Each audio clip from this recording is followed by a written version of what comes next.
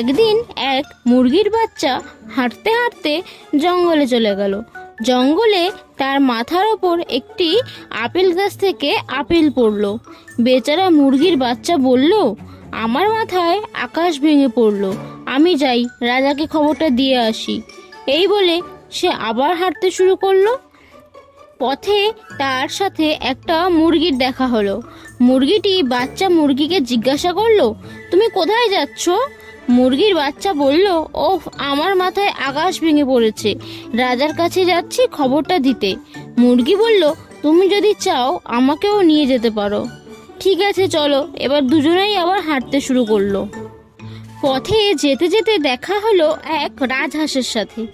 রাজহাঁসটি মুরগিকে জিজ্ঞাসা করলো, তোমরা কোথায় যাচ্ছ?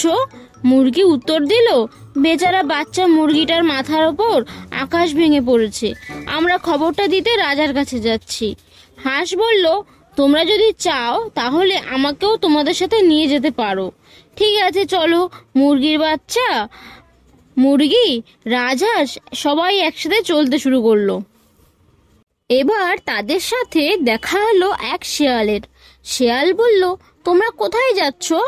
রাজহাঁস বলল, মুরগির বাচ্চার মাথার উপর আকাশ ভেঙে পড়েছে, আমরা যাচ্ছি রাজাকে খবরটা দিতে।